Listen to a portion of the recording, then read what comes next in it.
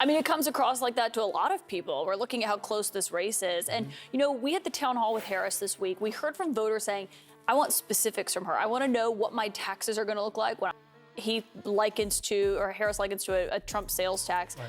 And drill, baby, drill is what he told me at the town hall. Going to work. Well, also the U.S. is producing more oil right now than we ever have. I'm filing them in April if she's in the Oval Office.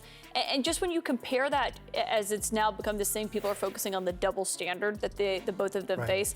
You know, Trump's plan is tariffs, which, you know, don't work. Breaking news. Mark Cuban just called Trump's economic plans a sledgehammer to fix a leaky faucet. Ouch, that's gonna leave a mark bigger than Trump's ego. But wait, there's more. Cuban's not done roasting his old buddy. He's dishing out more burns than a tanning bed in Mar-a-Lago. Grab your popcorn, folks. This billionaire beef is getting juicy. I mean, he truths about me on Truth Social, but we don't have a relationship. That's as close as we come. I haven't spoken to him since right before he left the White House. What do you make of how he was when you knew him? Yeah, I mean, the weave is on his head and in his mouth and it's not working. You know, he's slowed down. There's no question about it. Having known him for 25 years, walking into a restaurant and going up to the manager and say, I want a list of all your non-citizen employees and all their I-9 statuses, all their social security numbers, all their address and phone numbers.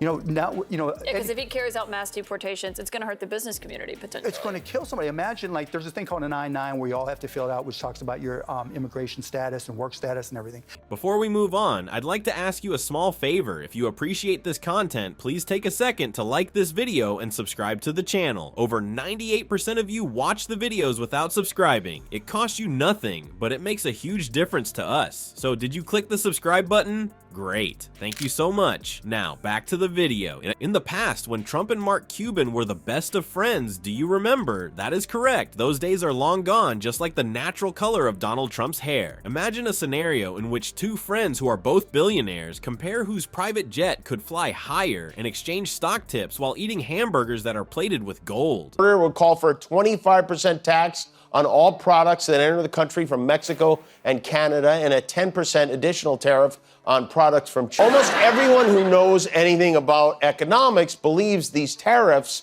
to be a terrible idea. Some say this is the dumbest thing he's come up with since Don Jr. The American company that imports their goods pays the tariff, which they, of course, pass down to us. And then we have $40 avocados as a result. This could send inflation through. By virtue of the fact that their bank accounts contained a greater number of zeros, it was reminiscent of a romantic comedy set on Wall Street. After Trump started babbling about tariffs, Cuban's shark senses went into overdrive and came into full play. As if you were watching your drunk uncle try to explain quantum physics during Thanksgiving, it was excruciating, confusing, and certain to end in a disastrous manner. The eyebrows of Cuban were raised to a level that was higher than the walls that Mexico was supposed to finance. Declined. It's just reality. Father Time is undefeated.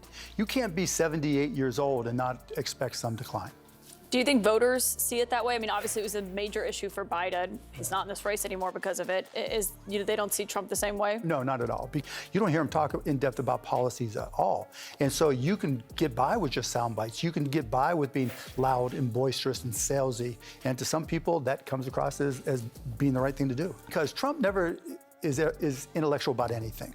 You don't ever think of Donald Trump and think, wow, that was really an in-depth conversation he had with somebody.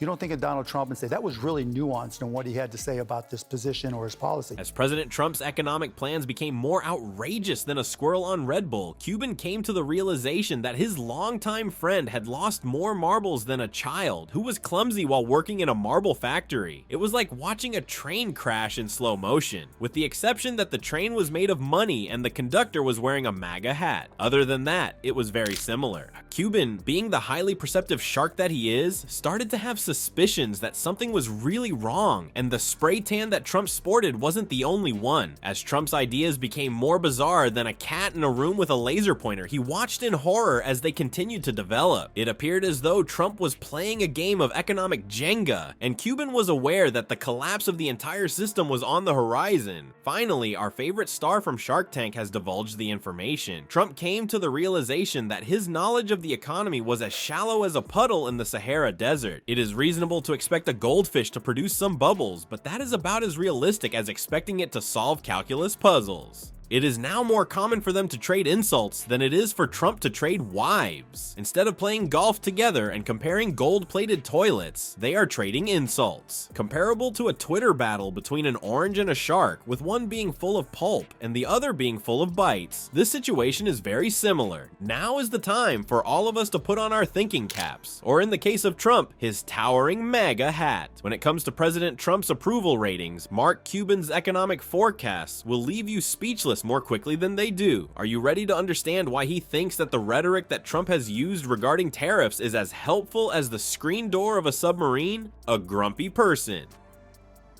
He is quite pleased with his large and eye-catching tariff of 60% on goods coming from China. His belief that it will bring back the greatness of the United States of America is analogous to applying a fresh coat of orange paint to an old pickup truck that has rust. On the other hand, our shark in the tank, Mark Cuban, is resistant to the proposition that Trump is presenting. It is possible that the economy will collapse more rapidly than you can say, "You're fired," as a result of the brilliant plan that Donnie Diapers has devised. He warns us. There is more to Cuban than just throwing insults at people when he is at a party at Mar-a-Lago. He is more knowledgeable about statistics than a high school math teacher on the day of the test. In my opinion, they all spell out the letter TROUBLE. According to Cubans, trade is responsible for the creation of an astounding 40 million jobs in the United States of America. Cubans are dropping truth bombs as if they are no longer relevant. It is more than that number of people that Trump has blocked on Twitter. There is, however, more to come. In the event that Trump is successful in enacting these tariffs, Cuban warns that we will lose jobs at a rate that is greater than the rate at which he loses attorneys. What about the expenses? They are going to have more self-assurance than Donald Trump on a good hair day. The depiction of an economic catastrophe that Cuban will present will make the Great Depression appear to be a relatively minor setback instead.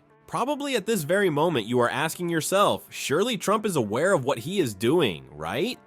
Cuban believes that the economic plan that Trump has proposed is about as well thought out as a chocolate teapot in the Sahara. He asserts that the economic strategy that Trump is implementing is as shallow as a kiddie pool that is located in the White House. How awful. That has got to be more painful than a jellyfish during spring break. However, what is the real kicker? It has been revealed by Cuban that Trump does not even have a fundamental understanding of economic science. Observing a young child attempt to explain quantum physics is a delightful experience, but in the end, it is extremely pointless. The argument that Cuban is making is essentially that Trump is still trying to figure out how to set up the checkers board in this economic battle, while at the same time, he is playing chess in 4 dimensions. The relationship between Trump and Cuba appears to have officially broken down in a shorter amount of time than it would take to say The Apprentice White House edition. Donnie, our boy, is not going to take this lying down unless Cuban is criticizing him on his golden toilet, of course. How does Trump respond? Through the use of harsh language, he refers to Cuban as a loser and a dopey. Set fire to it. At this very moment, Cuban must be sobbing into his billions of dollars. There is, however, more to come. According to Trump, he tuned out Cuban completely while he was busy being the greatest president in the history of the United States, mainly due to the fact that when you are in charge of the nation, there is nothing that says stable genius more than ignoring successful businessmen. Due to the fact that the Orange Wonder is treating Cuban with the utmost coldness, it is possible that Cuban will be forced to adopt the nickname Iceman at this point. It would appear that Cuban will not be offered an invitation to Mar-a-Lago in the near future. It is possible that he will find solace in the idea of swimming in his money vault, much like Scrooge McDuck is doing. Does anyone have a desire to pass the covfefe?